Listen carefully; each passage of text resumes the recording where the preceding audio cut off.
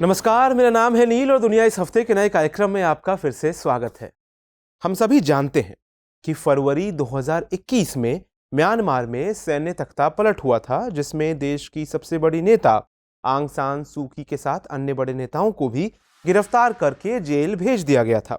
सैन्य सत्ता स्थापित होने के बाद से म्यांमार की जनता तमाम तरह के अमानवीय व्यवहार झेल रही है। लोकतांत्रिक विरोध और प्रदर्शन को दबाने के साथ साथ लोगों को जबरदस्ती जेल में डाल दिया जा रहा है।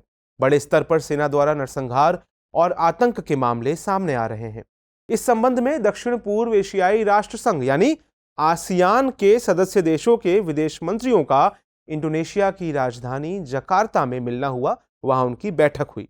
ये बैठक म्यांमार के सैन्य शासकों के साथ शांति योजना पर सहमति के लगभग 18 महीने बाद हुई। इसमें चर्चा की गई कि सैन्य शासित म्यांमार में रुकी हुई शांति प्रक्रिया को दोबारा कैसे शुरू किया जाए, जहां हाल के हफ्तों में हिंसा बढ़ने के कारण दर्जनों लोग मारे गए हैं। जकार्ता में स्थित आसियान के सचिवालय में होने वाली इस बैठक में म्यांमार का कोई भी प्रतिनिधि शामिल नहीं था। असल में जब से तत्मदाव यानी म्यांमार की सेना ने नोबेल पुरस्कार विजेता और म्यांमार में लोकतंत्र की हिमायती आंग सान सू की निर्वाचित सरकार को बर्खास्त कर सत्ता को हथियाया है, तब से म्यांमार के सैन्य जनरलों को आसियान के उच्च स्तरीय बैठकों में भाग लेने से रोक दिया गया है। असल में अप्रैल 2021 में म्यांमार की जुंटा सरकार ने शांति प्रयास के आधिकारिक पार्टनर आसियान के साथ 5 सूत्री शांति सहमति को लागू करने की हामी भरी थी। 5 सूत्री सहमति म्यांमार और आसियान के विभिन्न हितधारकों के बीच एक आधिकारिक राजनयिक प्रक्रिया है, जिसके अंतर्गत शत्रुता का तत्काल अंत, रचनात्मक वार्ता में सभी पक्षों का शामिल होना, आसियान द्वारा नियुक्त दूत को मध्यस्थता करने और सभी हितधारकों से मिलने और आसियान को मानवीय सहायता प्रदान करने की अनुमति शामिल है। जुंटा सरकार ने इस 5 सूत्री सहमति को लागू करने के लिए अपनी तैयारी नहीं दिखाई है, जिसके कारण ये विफलता के कगार पर खड़ी दिख रही है। इस संबंध में आसियान अगले महीने अपना वार्षिक शिखर सम्मेलन आयोजित करने वाला है, जिसमें विश्व के कई नेता शामिल होंगे। लिहाजा म्यांमार में होने वाले मानव संहार की घटनाएं और सरकार की अलोकतांत्रिक गतिविधियां आसियान देशों की किरकिरी करा सकती हैं, क्योंकि म्यांमार आसियान का कोर सदस्य देश है।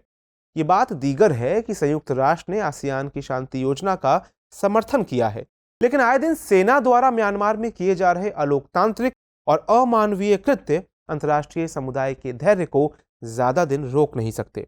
आसियान के सदस्य देशों के संप्रभु मामलों में गैर हस्तक्षेप की नीति रही है, लेकिन कुछ देशों का मानना है कि म्यांमार के खिलाफ कार्रवाई करने के लिए आसियान को ठोस कदम उठाने चाहिए। म्यांमार में होने वाले 2023 के आम चुनावों के मद्देनजर संदेह जताया जा रहा है कि सत्ता को मजबूत करने और विरोधियों को कुचलने के लिए जुंटा शासन अलोकतांत्रिक रवैया अपना रहा है। आसियान को मध्यस्थ के रूप में विश्वसनीय बने रहने के लिए नई रणनीति पेश करने की आवश्यकता है। आसियान के अध्यक्ष कंबोडिया ने माना कि कुछ सीमित और सशर्त मानवीय पहुंच के अलावा 5 सूत्री सहमति के अन्य 4 उपबंधों का पालन बिल्कुल नहीं हो पाया है, केवल एक ही उपबंध का पालन हो पाया है।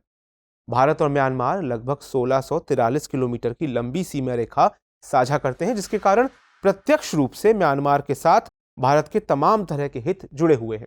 दूसरी तरफ अहस्तक्षेप की नीति और शांतिपूर्ण सह अस्तित्व भारत की विदेश नीति का प्रमुख हिस्सा है। इस संदर्भ में मन में सवाल पैदा होता है कि भारत का म्यांमार में फैले अराजकता और हिंसा के संबंध में अब तक क्या रुख रहा है।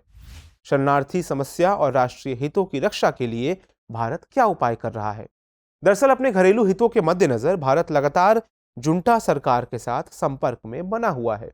साथ ही तत्मदाव यानी म्यांमार की सेना द्वारा किए जा रहे नागरिकों की नृशंस हत्या और लोकतंत्र के समर्थकों को बंधक बनाने को लेकर भारत ने आलोचना भी की है। नई दिल्ली के लिए म्यांमार के सैन्य शासकों से लगाव रखने का मुख्य कारण पूर्वोत्तर भारत की सीमा सुरक्षा सुनिश्चित करने के साथ साथ संबंधित क्षेत्र के विद्रोही समूहों से कड़ाई से निपटना है। इस संबंध में भारत सफल भी रहा है, क्योंकि जुंटा शासन ने म्यांमार को भारत के विद्रोही समूहों के लिए सुरक्षित पनाहगाह न बनने देने का वादा किया है।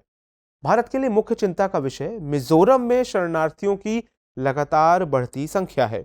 असल में म्यांमार के साथ भारत की 1643 किलोमीटर की सीमा अरुणाचल प्रदेश में भारत म्यांमार चीन ट्राई जंक्शन से लेकर मिजोरम में Bharat Myanmar Bangladesh tri junction तक फैली हुई है। अंतर्राष्ट्रीय सीमा के पार जातीय और पारिवारिक संबंधों को ध्यान में रखते हुए सीमा समझौते तैयार किए गए हैं।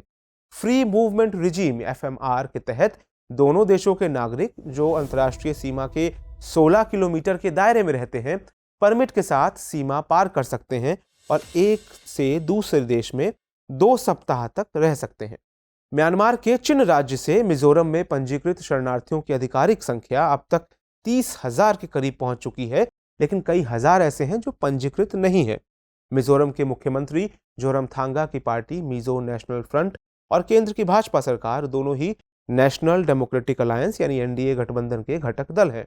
परंतु शरणार्थियों के मुद्दे पर दोनों के बीच खुले तौर पर मतभेद है।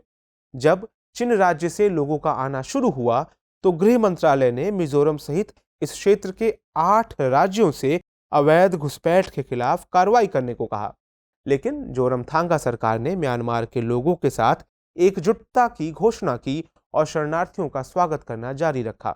मिजोरम द्वारा शरणार्थियों को समर्थन के कारण राज्य के संसाधन पर अतिरिक्त दबाव महसूस किया जा रहा है। हालांकि शरणार्थियों को मानवीय सहायता मुहैया कराने के लिए कई गैर सरकारी संगठन, चर्च और युवा संगठन भी प्रयासरत हैं।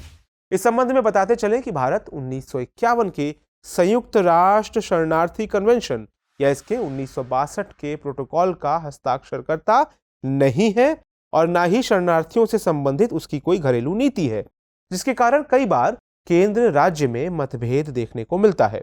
म्यांमार से आने वाले शरणार्थियों के कारण सुरक्षा और संसाधन संबंधी चुनौतियां भी पैदा हुई हैं। राहत शिविरों और गांवों में रहने वाले शरणार्थी भविष्य में गंभीर समस्याएं पैदा कर सकते हैं, जैसा कि बांग्लादेश के संबंध में देखा जा सकता है। भारत म्यांमार सीमा की रक्षा करने वाली असम राइफल्स ने म्यांमार के नागरिकों द्वारा किए जा रहे अपराधों की बढ़ती संख्या पर चिंता जताते हुए सरकार को जानकारी दी है कि पिछले 7 महीनों में तस्करी और अन्य अपराधों के संबंध में अर्धसैनिक बलों द्वारा म्यांमार के 40 से अधिक नागरिकों को पकड़ा गया है। इसके अलावा देखें तो तख्तापलट के बाद उभरी अशांति ने म्यांमार में भारतीय परियोजनाओं जैसे भारत म्यांमार थाईलैंड त्रिपक्षीय राजमार्ग और महत्वाकांक्षी प्रोजेक्ट कलादान मल्टी मॉडल परियोजना को प्रभावित किया है। ये परियोजनाएं पहले से ही अपने लक्षित समय सीमा से काफी पीछे चल रही हैं और अब तो इनका समय से पूरा होना आसान नहीं दिखता। तो खैर, आज के एपिसोड में इतना ही। अब नोट कर लेते हैं आज का सवाल है, भारत म्यांमार द्विपक्षीय सहयोग के संदर्भ में मिजोरम की शरणार्थी समस्या की चर्चा कीजिए। तो आपको हमारा दुनिया इस हफ्ते कार्यक्रम कैसा लगा? इस विषय पर हमारी कवरेज कैसे लगी? आपको ये तैयारी के लिए कितना महत्वपूर्ण लगता है? इस तरह की बातें हमें कमेंट सेक्शन में फीडबैक के रूप में ज़रूर मुहैया कराएं। हमें आपके फीडबैक का इंतज़ार रहता है। नमस्कार।